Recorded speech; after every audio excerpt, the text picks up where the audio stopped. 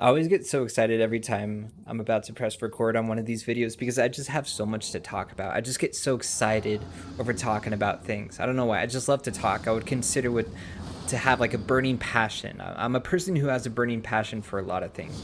I have a burning passion for people. I have a burning passion for like love. I have a burning passion for God, and I have a burning passion for this game and making content for it. So, I mean, it's what people would consider like a heart on fire. So yeah, I would have a heart on fire, or maybe I just have inflammation, which is actually the #1 leading cause of health risks according to the WHO. Now you know. So are you dealing with inflammation? Well, you are now because this is a Fire Knight build, and so get ready. You're about to see a bunch of people get burnt to a crisp because that's exactly what is happening. This is the ultimate Fire Knight build. It is a flame art build, an Elden Ring flame art build. Elden Ring Bad Redman Invasions with your boy. Hey, what's up everyone? I'm Scrub. I'm an Elden Ring invader. Elden Ring is my first Souls game, and I started invading in the beginning of 2023, and I'm just here to showcase my journey as to be a skilled Bad Redman. I'm here to provide content and builds for you guys to try and to play PvP and PvE with. These builds are also they're not exclusive to just PvP. Like if you're a PvPer watching this and feel left out, well, don't. You can try this build as well because fire is a really good affinity. Like think about it. You're using fire to burn the Erdtree. You're using fire to burn the thorns that guard near a limb from the tarnish to go into the divine gate and so forth. So it's like fire has a very prominent presence in Elden Ring, and it's just a really powerful one too. I know some armors have good fire resistance, but at the same time, I don't know, it's just fun because since we're a flame art build, we have 60 faith, we get to use a good amount of incantations as well. So the main weapon of focus is the Spear of Messmer, and my 18 inches of Messmer the Impaler statue is looking at me recording this video like, yeah, that's right, that's my weapon you're using. Just kidding, statues can't talk. Statues can't talk, and who's to think that I would ever just, you know, talk to my 18 inches of Messmer the Impaler. All I do is just talk with it. That's all. Nothing else. No, I'm just kidding. That's weird. If you do that, seek help. But yeah, thanks so much for tuning into this video. We have a lot of good fun invasions, and so yes, this is at level 166, so it's slightly above meta level. I'm still invading down to level 150, so there's still a very large amount of fog walls that you come across at this level range, but at level 166 you get to play a little bit more comfortably, meaning that like you have a little bit more points to invest in like endurance or FP, or maybe you just want more damage output and you want to invest more points in like faith or something. So I have 60 vigor, I don't know how much mind, I think like 30 endurance, and then I have 40 dexterity. The reason why is because the Spear of Messmer, being the main weapon of focus, has a 30 dexterity requirement, so that's quite a lot of dexterity, and then not that much in faith. But the other weapons that you've come across, like fighting against the Fire Knights and like the Shadow Keep, they scale relatively well with a flame art infusion. Since they have split physical and fire damage, you might as well just make it a flame art build, because it would be weird to have a 3-way split damage between physical damage, fire, and then whatever elemental damage you would want to go. So I chose a flame art build. So yes, 40 dexterity. I have incantations, but I'm not using Radagon's icon to cast things faster, but it's just good to have a little bit more of that physical damage scaling with the Spear of Messmer. And there's some other weapons that have decent dexterity scaling, but I don't know, might as well. It's level 166. I would have put it more into faith, but 60 is like the soft cap. I don't think I would have gotten much more of a return with my weapons, but the incantations, however, those hit hard. So yeah, I have 60 faith, and so with 60 faith, I can use a lot of different things. Not only do I have a couple of the Messmer incantations, I got the Flame Serpent thing. I also have some Giant Flame incantations. Flame of the Fell God is actually really good at separating players if they don't really know what to do when they see just a big ball just like slowly impending your doom or whatever they say. I don't know. And then of course I got Giant's Flame take thee. It's Giant's Flame take thee. What else should I say? You're hurling a big ass fireball in people's face. What else can I say? And then I also have like an offhand dagger, the Fire Knight's short sword. It's actually a pretty large dagger. I meant to use it in that moment, but I accidentally just casted a Flame of the Fell God right in front of that dude's face. And so, since I'm invading a meta level, it's an absolute cringe fest right now. There's people like this who think they could just like point down in front of you and just taunt you, thinking that like, oh, you're so bad. But then you could just pull out Quailing's fire sword, whatever. It's a heavy thrusting sword, and look how it's a very long boy. It is a very long boy.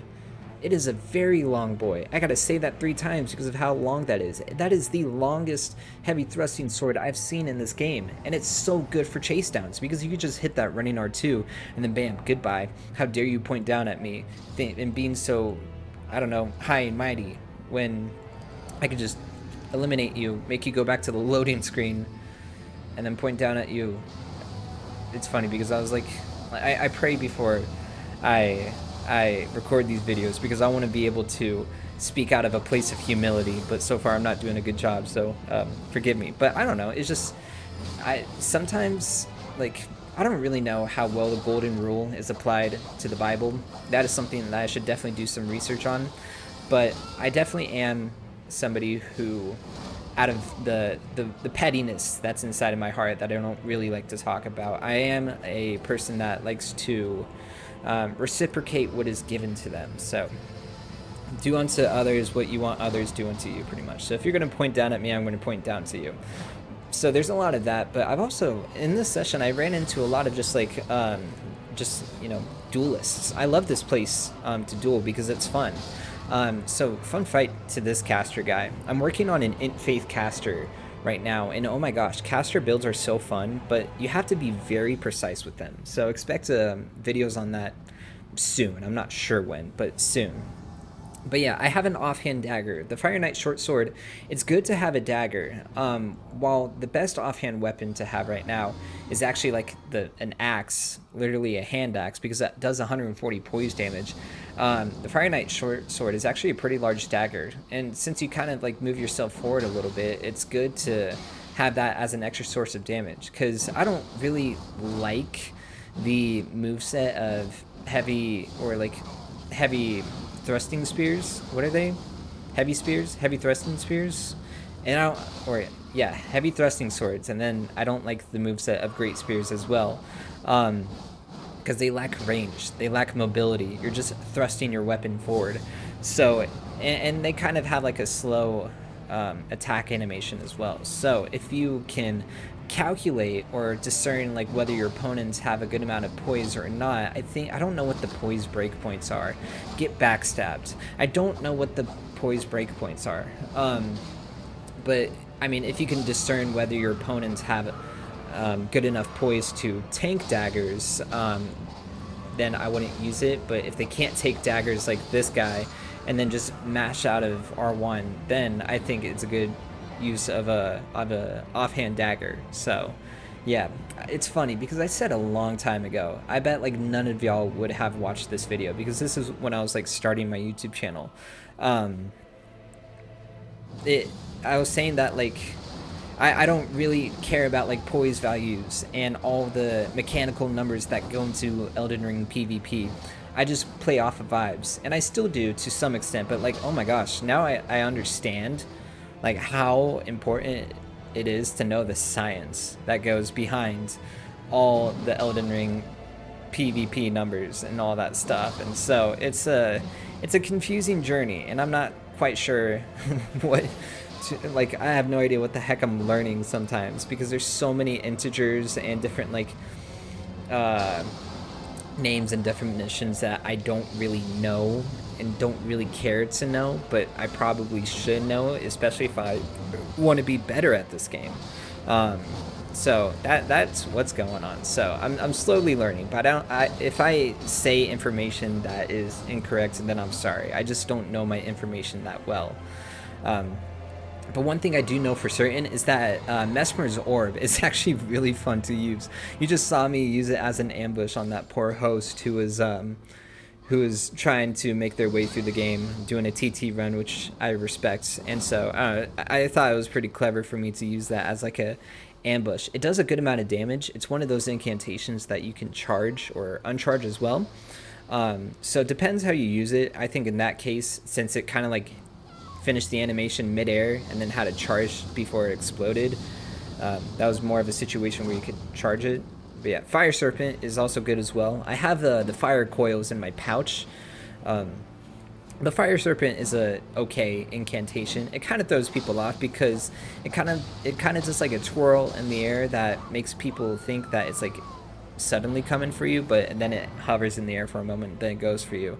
Kind of the same thing with fire coils as well. You'll see some fire coil action there, but you just saw some offhand dagger action there. So I think having an offhand dagger is a necessity in a lot of my builds now, or especially like if I can wield it, like the hand axe or whatever, because I just watched a Rust Bucket, shout out Rust Bucket, video on, you know, the hand axe being like the best offhand weapon, and I was like, oh my gosh, how could I have overlooked such a thing?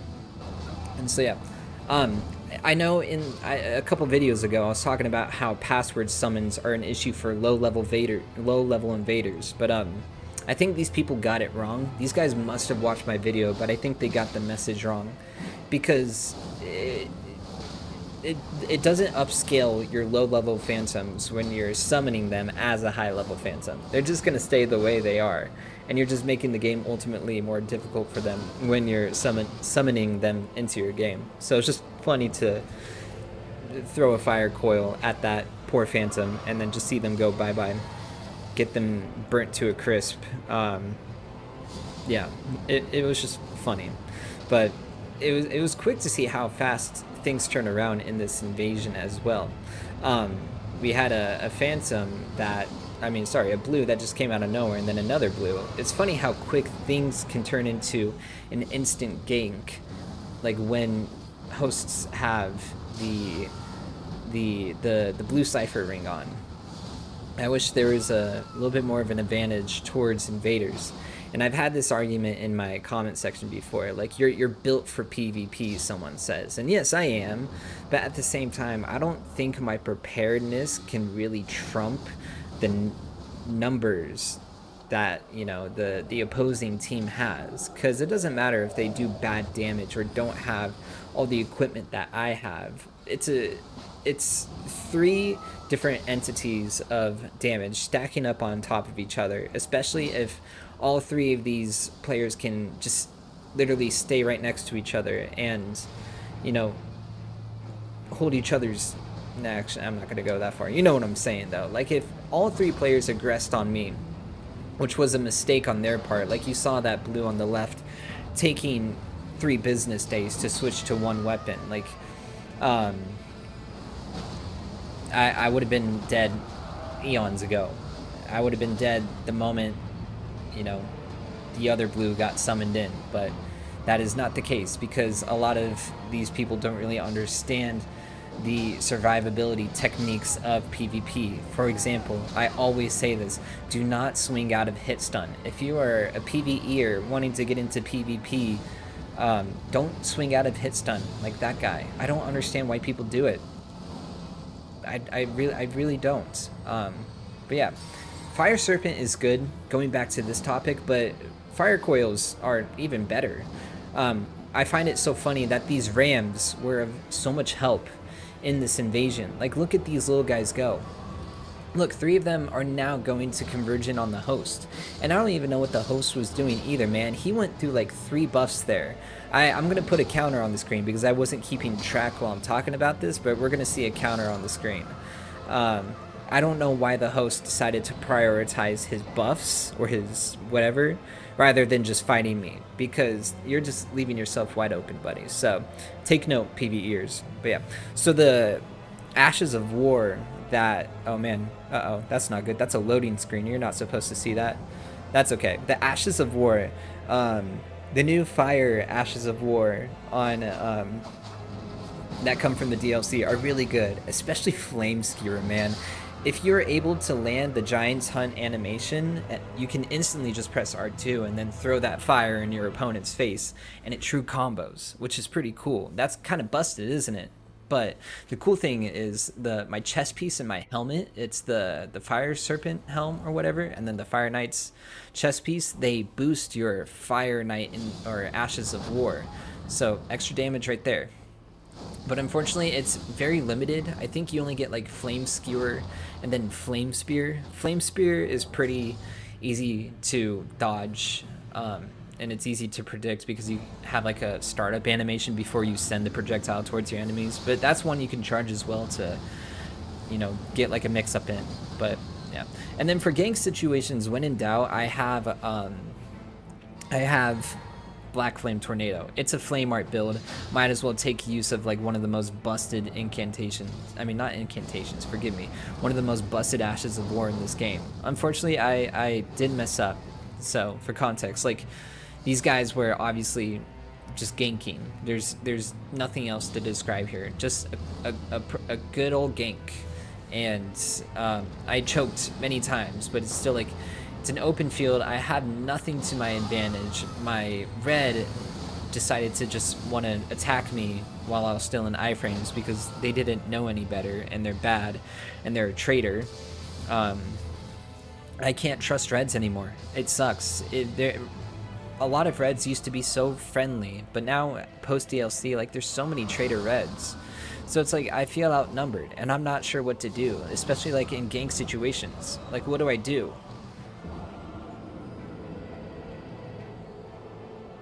Get good? Fine, I guess.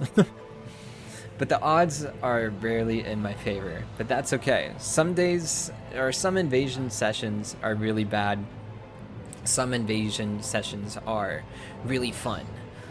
That is for sure. And this was kind of a mix because like I was deleting phantoms left and right, but there's also so many ganks on during the session as well. It was a weird roller coaster of emotions. And so I'm trying to get over the mindset of like, oh my gosh, I have to win every single invasion. Like, how do you expect me to win this invasion right here? I got somebody who's using the little ballerina twin axes, and then the host was using heal from afar. That's a problem, right? It very much so is a problem. But I was hoping that the hole was hungry. The hole? Scrub, what are you talking about? What hole? Oh, you don't know the hole? Here, let me show you the hole. Hey everyone, take a look at this hole. Do you think our little gankers know about this hole? Nope, they don't. Get fed to the hole. Go down. Go down. Sometimes you just gotta feed them to the hole. So I encourage you to try that if you come across a Limgrave gank. So yeah, anyways, that's the rest of the video. It's a Fire Knight, the ultimate Fire Knight build. It's a flame art build. And thanks so much for watching. Here are the stats. 40 dexterity, 60 faith and 22 strength, which is the minimum amount you need to wield the Fire Knight's greatsword, which is a really fun greatsword. I'll talk more about that later, I guess, or you'll see it in another video. And then here are the talismans, and then this is the fashion. I got 69 poise out of this, including with the Bull Ghost talisman. And so yeah, it was fun to just burn people to a crisp, and I hope you enjoyed watching me burn people to a crisp. And I hope you click away from this video with just like a burning passion to do things, not arson. I don't recommend doing arson, but leave with the burning passion to inspire others to do good. And so yeah, that I don't know why you're still watching now. I told you what to do. Now go do it. Okay, I'll see you guys later. That's the video. Like and subscribe.